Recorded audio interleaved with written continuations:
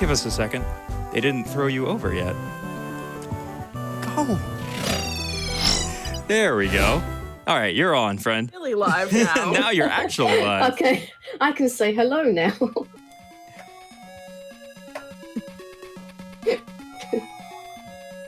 But hi, people.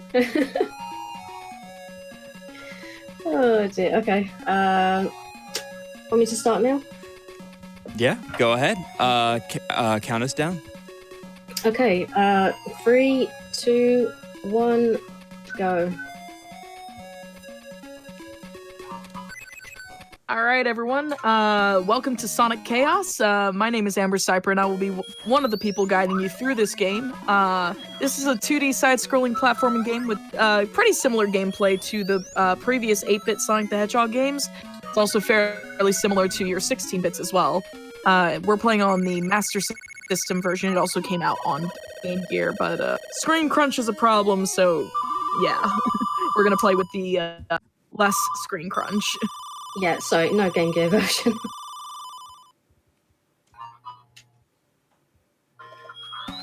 But each zone in Sonic Chaos is fairly short because this was on a not only was it on Sega Master System, but the Game Gear version also was a battery-eating monster. So it needed to be a shorter game that could be played in one sitting. But these zones are pretty linear, and they don't have very many alternate routes, so the progression is pretty simple. You'll see things like your typical staples coming from the game, like, shuttle loops, corkscrew loops, warp tubes, all that good stuff. And there's also one gimmick that's actually unique to this game, and that would be the pogo screen. Oh my goodness. You can tell I'm not a morning person, can you? That's a mood. It's actually afternoon, but it's morning. So, the pogo spring is a thing that would, it looks like the spring right on the back of this boss's back. But it actually is mobile, so you're actually able to bounce throughout the stage with a higher elevation than you would have as a jump. Also, you'll notice that that boss fight was incredibly fast. That's kind of the trend with this game. Yeah, sorry, this game is really, really quick. Yeah.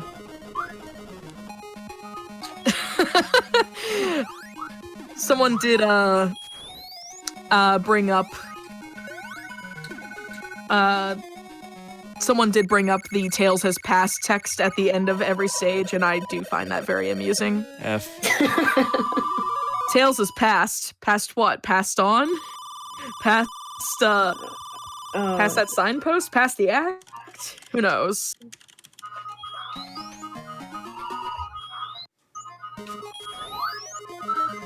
Also, I do apologize if my mic is cutting out at all. Oh, you're fine. Okay. Just wanted to make sure. Oh, I'm just more worried about my gameplay. You're fine too. You're doing incredibly. It's almost like you're going super fast. Yeah, the reason why I'm sort of delaying my exit dash there is if you hit the side of the screen at a specific frame when you're coming out of your spin dash, it's not really something you want to do.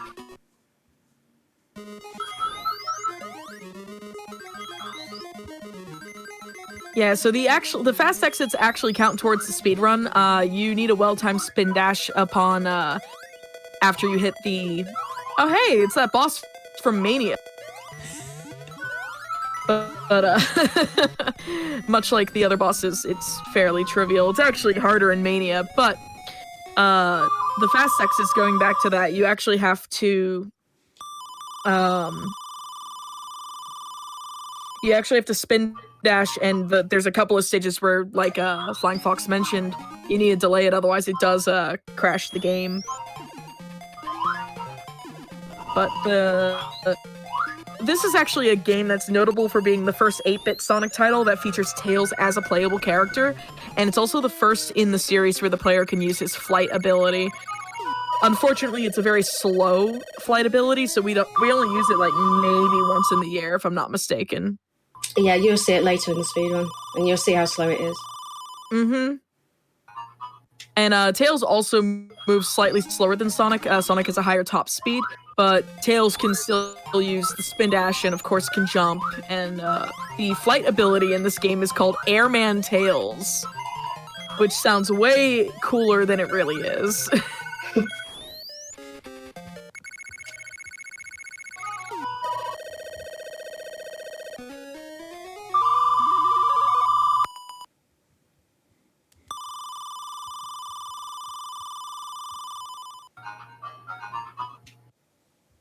So here in Act 3, we're gonna be encountering the I can never say this name right. The Bouncy Boss Robot. I actually originally read it as Bouncy Boss Boss, and sure, that works. That is his name. Yeah, the Bouncy Boss Boss. So this is a kind of Robotnik-looking robot. It has 2 cannons and a large spring, and it really is a Bouncy Boss Boss because you just spend your entire time bouncing on its head to avoid the projectiles. And that's not the first well, that is the first, but it's not the only boss we're just gonna bounce off of repeatedly, like.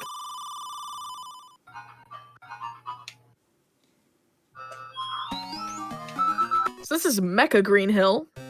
So if you liked Green Hill, we took it and, roboticized it. But this actually is a very good instance of the bouncy spring here, the pogo spring, which is unique to this game. No! Did we crash the game? What happened? Yeah. Oh no! Oh no! Alright, 1 second, please. 1 second. This is one of those 2 stages where it can crash the game. I can fix this. Just give me 1 second. Robotnik has won. There we go. So this brings me back to, I think, the Sonic 3 US manual, where things like game crashes and soft locks were written in the lore. Like Robotnik's traps. Do you want me to do Mecha Green Hill 1 again, or just carry on to 2? You can go to 2. Yeah. Okay. Tails No, not passed Sonic. a little too much, yes. God. Sorry, I have to fix this again. I accidentally picked Sonic. Sorry. That's okay. That can happen, yeah. Can I read a donation while you get it set up? Yeah, Yes, Sonic please. had to make his appearance once. We have 1337 from the Alter Maven. Hi! I see the and Knuckles mode for Sonic Mania is not yet met. So this money is going towards and Knuckles, because what is better and Knuckles than Knuckles and Knuckles? Plus the end screen is so silly, it needs to be met. Have a great day. You too, friend, and thank you for your donation. Yes, please meet that Knuckles and Knuckles donation incentive. That thing is fantastic. Knock, knock. It's Knuckles. There you go. Okay, I'm just going to be safe and do that. There we go. Oh, it's okay. I just wanted to show you what happens, It's all good. Oh yeah, like I mean, there's nothing better than showing every way to break the game.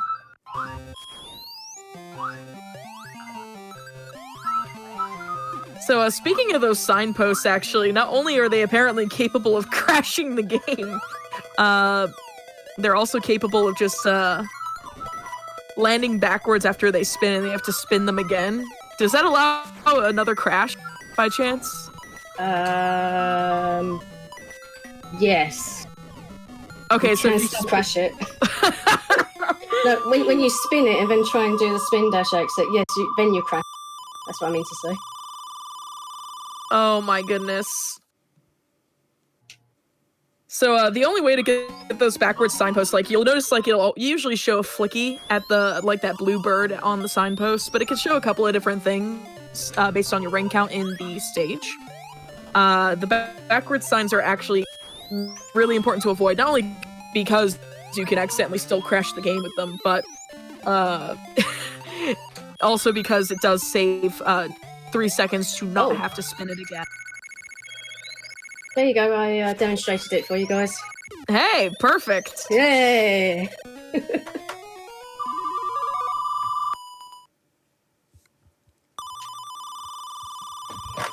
I like that mentality. It's not a crash, it's a surprise reset.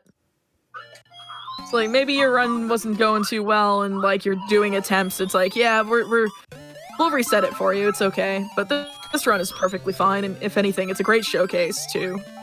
Like, this is showing everything Chaos has to offer. Although the one thing we can't show is Tails. This game does have special stages. Only Sonic can access them. You access them by collecting 100 rings. Tails gets the good ending regardless. Sonic has to actually work for it, so Tails is better. 100% better.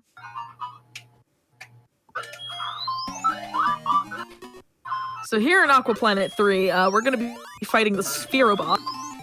He's the boss of this zone, and he's like an egg-shaped robot that has multiple phases, and he'll eventually come down. We spend the first phase here at the edge of the screen just hitting him with invincibility and spin dash. We're actually not invincible. I'm used to us being invincible here at this edge, but...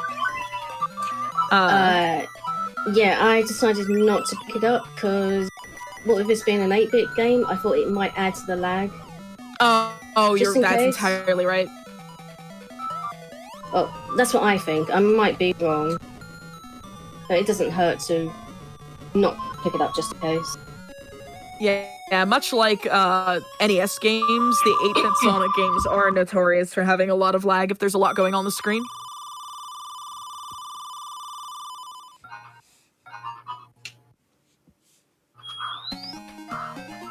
So we're moving into Electric Egg Zone, also known as Tubes the Level. I think when I was doing all my playthroughs of the 8-bit games, I came to really hate tubes. I think that's how they made these stages a little bit longer. Was just, hey, we need an idea here. How about a tube maze? We need to make this game a little bit longer. Slap some tubes in there. It just, like, it got to the point when I was playing through, I was marathoning them all on my channel at one point. I was just like, tubes! I'm tired of tubes!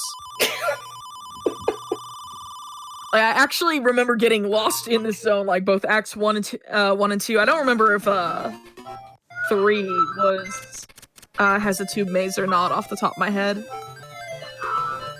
Okay, I've avoided getting... Okay. So we shouldn't get a backward sign again.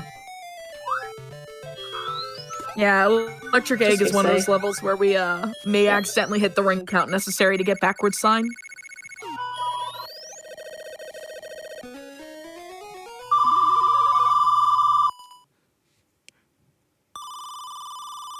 So thankfully we're moving into Electric Egg 3. And we're gonna be fighting the Laser Walker. So everyone knows Egg, the Eggmobile that Robotnik pilots. Well, we're gonna be using an enhanced version of it, or he's going to be using an enhanced version of it. So what'll happen is we're gonna try to avoid the small cannon that they're shooting projectiles. It can also shoot bouncy projectiles, and it's terrible. Those are exactly it, actually. Wow. But, oh no, what is that hitbox? I don't know. I've never seen that. I have never seen that before. That honestly should not have happened. Oh. And that shouldn't have happened either.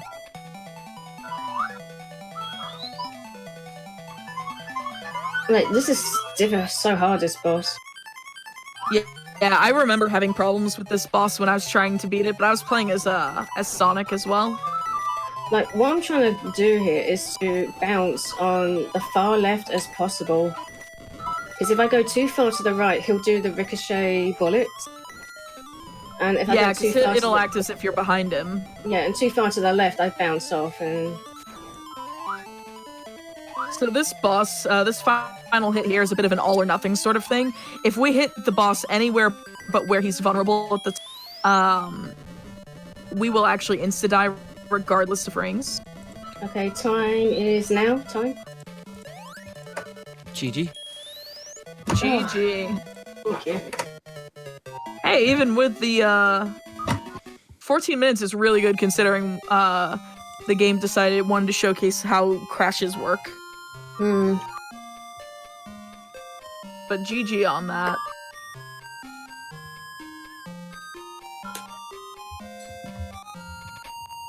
Oh dear. Yeah, so Chaos is like it's a short, fun game, but the lag can just kill you. I've actually had this happen to me where you just hold right and then it eats your inputs and you just stop dead. It's happened to me, it's happened to other people as well. It's really weird. It happened a lot to me as well. Yeah, so I can't speedrun this game for long. Yeah, and thankfully it's a short run for that. And also, I love the typos in this game. Miles Power. Like what a.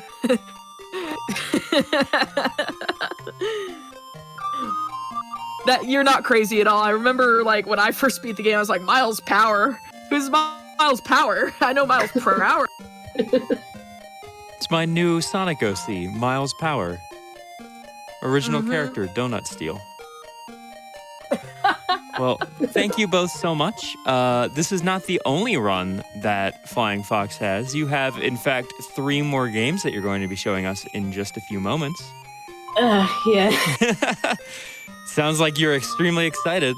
Flying Fox will be running the classic Sonic trilogy. Don't go anywhere, friends. We'll be right back.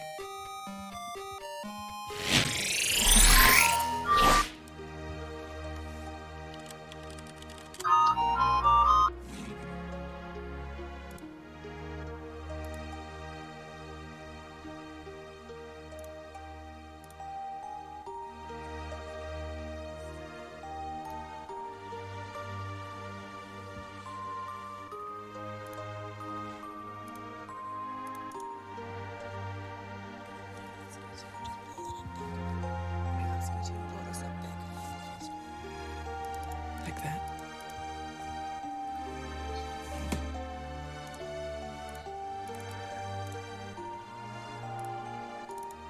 Okay. Good.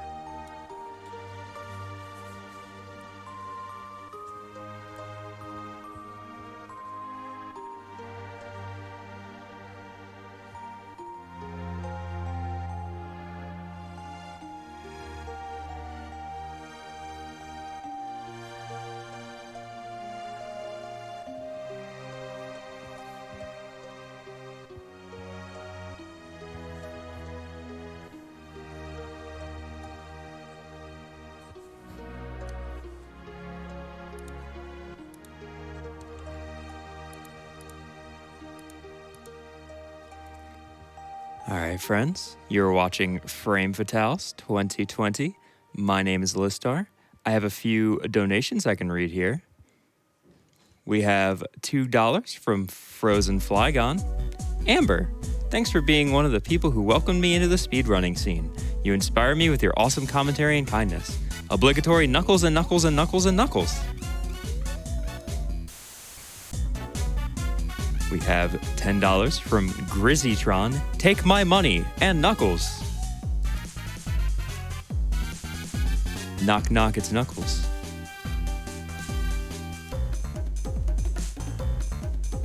Here I come, rougher than Knuckles, the best of them, tougher than Knuckles. You can call me Knuckles. Unlike Knuckles, I don't chuckle. I'd rather flex my knuckles. And that is currently about $500 away from being met. If you want Knuckles and Knuckles, which you do, that will be in the Sonic Mania run, which will be shortly after Jazz Jackrabbit. We had to push back the Sonic Mania run because some people have lives that they need to get to before speedrunning, which is a strange concept to me, but I'll roll with it. Let's see if we have anything else. We have $4 from Caitlin75. Thank you so much for your donation. Let's get that Knuckles mode, that and Knuckles mode incentive met.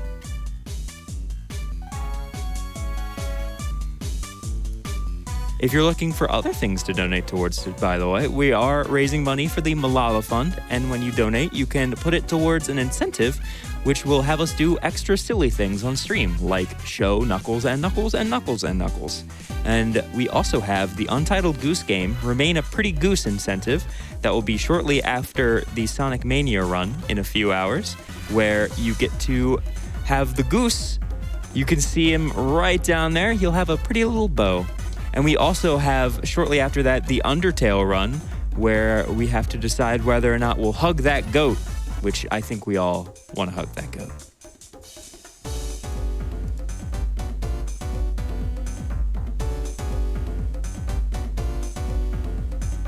Now the question is, can we get Knuckles to wear a ribbon and be a pretty goose? Sega?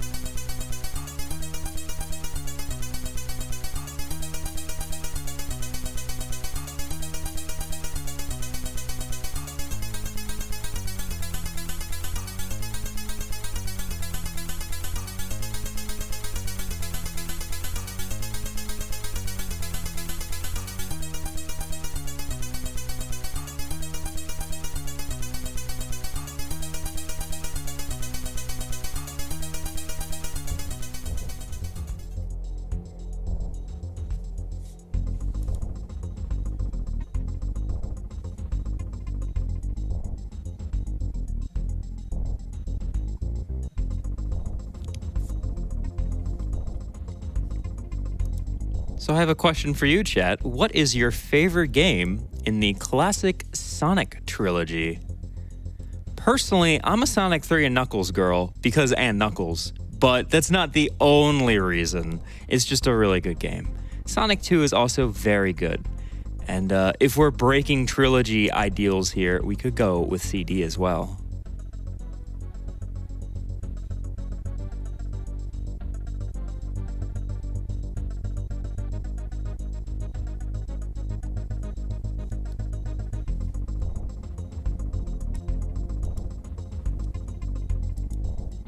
Sonic Heroes is your favorite. You are a bold soul. At least you didn't say Shadow the Hedgehog. My favorite Sonic game is Sonic Eraser, or Sega Sonic Bros. For the arcade that was never released. Because I'm a Sonic hipster, apparently. Sonic the Hipster, my new OC.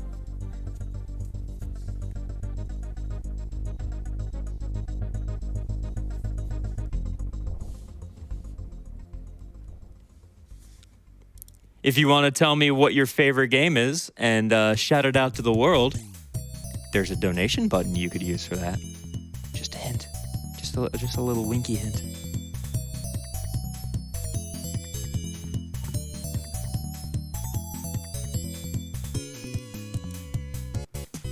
We have $25 from Jakelson82. Thank you so much for your donation.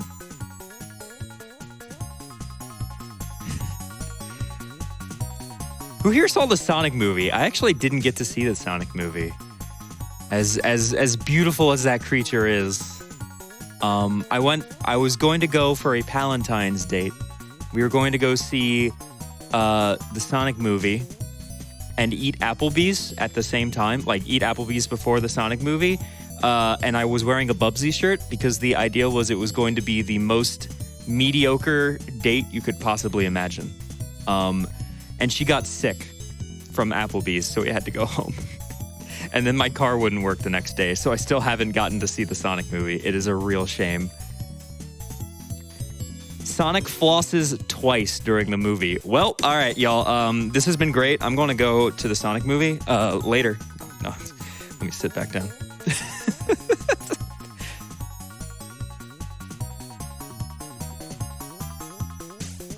I should have gone to Jack in the Box. There isn't a Jack in the Box over here. I'm on the East Coast.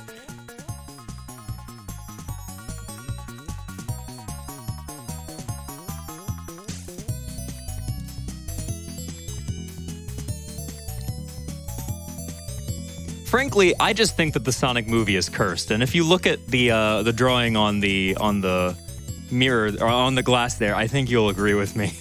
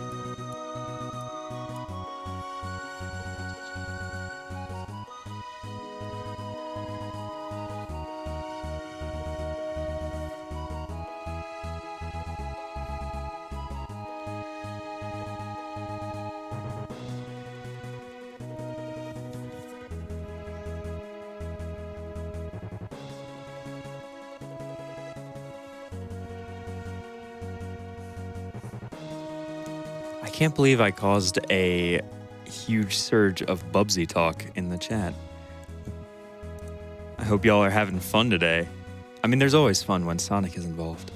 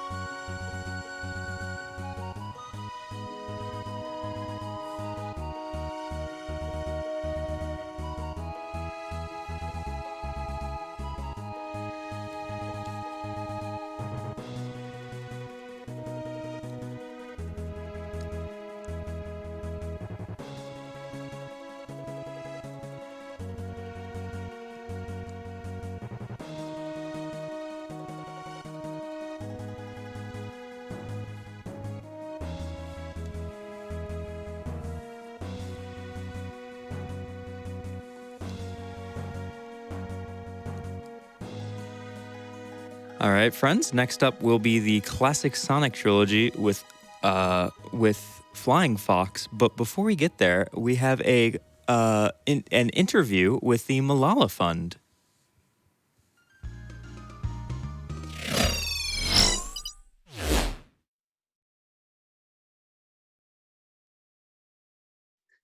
Hello, how's everybody doing? Kungfufruitcup back here with you all today. I am joined with Ayesha Shakya, who is the digital content producer with Malala Fund. How are you doing?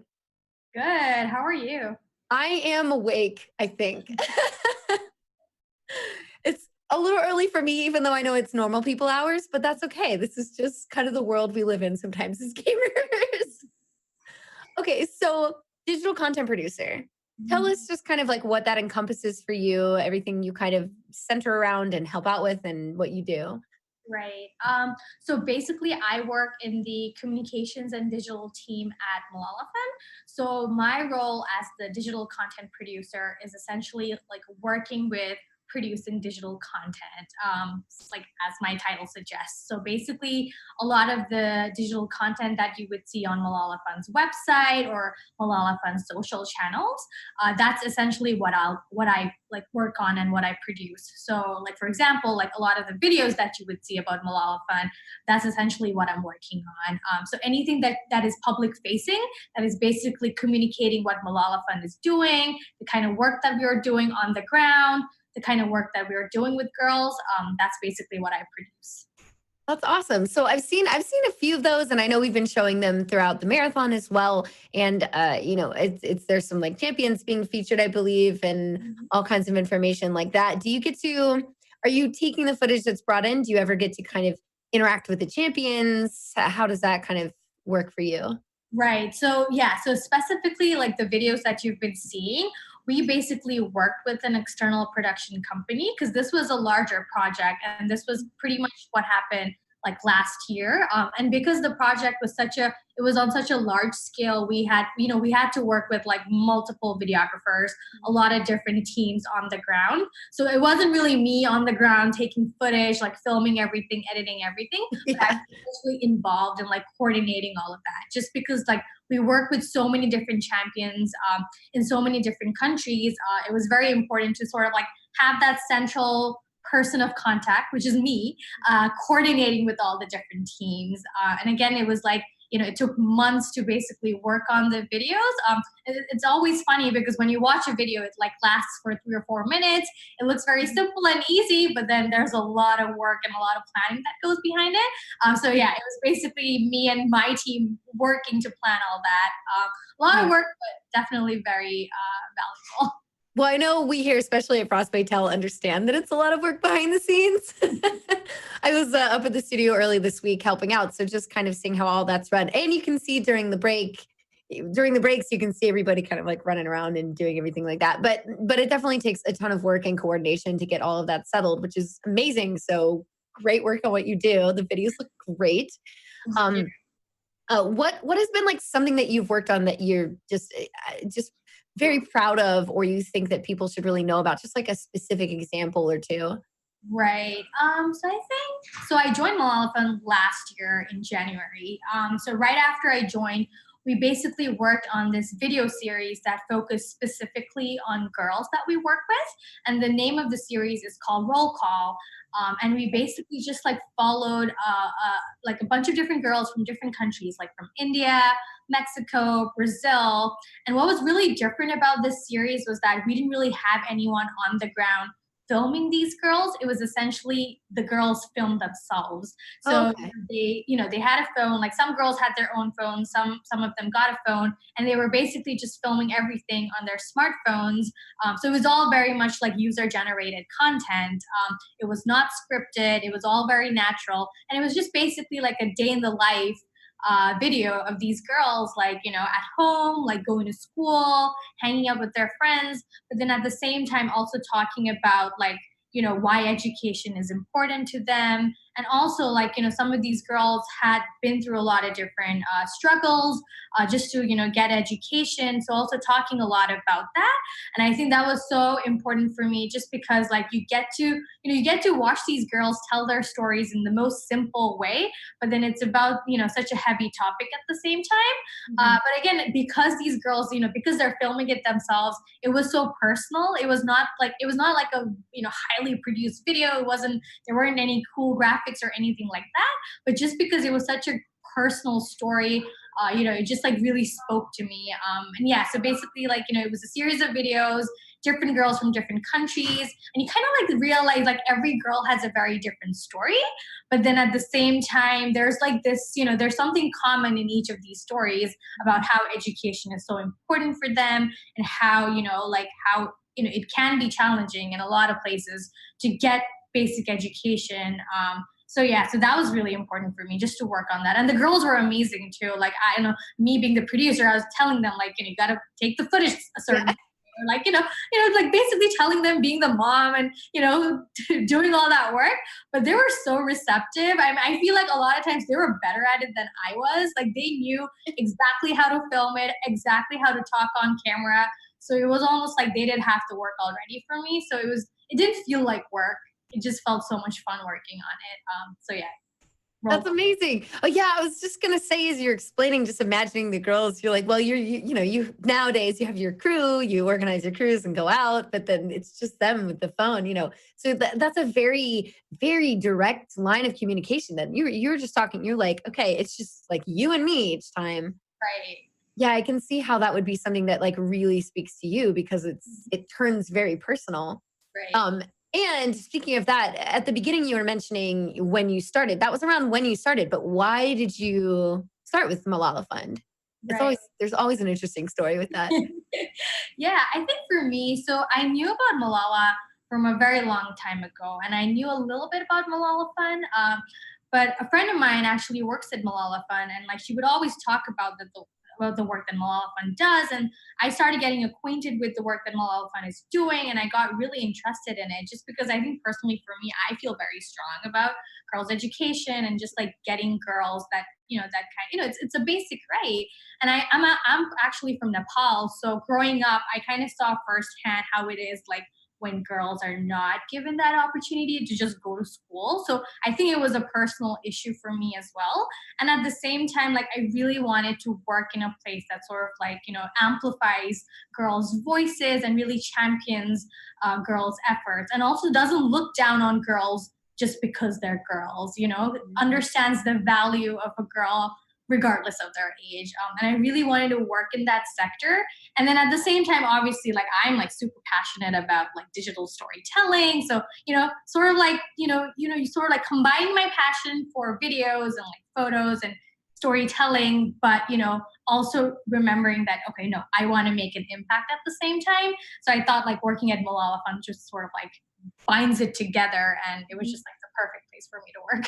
Yeah, no, I can totally see that. And I love it because I can feel your energy. So when you're saying like, I really love digital storytelling, you're like, okay, that's absolutely true. I can see it like radiating off of you, which is amazing. So if people want to check out the work that you have done and see other products, especially things that we're not able to see this week that we haven't been able to show, all of these amazing stories about the champions and the girls who just had their phones and all of that, where are the best places that we could see that? Okay, great question. I would say like definitely for the videos, definitely check out Malala Fund's YouTube channel because we have all of our videos there. A lot of these videos I think have been showing up right now, but like if you want to see more, definitely go to our YouTube page. And if you want to see more content as well, definitely go ahead to our Instagram at Malala Fund, on our Twitter, on our Facebook, because a lot of times we do share different kinds of content on our different social channels. And also do visit assembly.org. That's where we basically post more stories about girls and by girls. So if you are more interested, if you want to see more things like roll call, definitely go there. Okay, so it's assembly.malalafund.org, right? Yeah, so it's assembly.org. Just assembly.org. Yeah. Okay, assembly.org. Remember, chat, assembly.org. And then with your Malala Fund, is it just like youtube.com/? Yeah, so it's basically just like Malala Fund on YouTube and Instagram, everything, and Twitter and Facebook. So if you want to see stories, it's really easy to find Malala Fund everywhere and everything that they've done and all of the stories. That's good. It makes it very easy to reference. So easy to look up. Make sure you all check out those stories. And thank you so much for chatting with us today. It's been great hearing more about what you do and kind of some of the examples of the girls and I love seeing all your passion, and it's been great chatting. So thank you. I really appreciate it. Thank you. Like really appreciate it too. I love talking about our work. Love talking about what we do at Malala Fund. Yeah, absolutely. All right, well, thank you. We should have a Jackrabbit 2 up next, I believe. So that's going to be an awesome run. And then we have some more Sonic. So take it away. Thank you so much.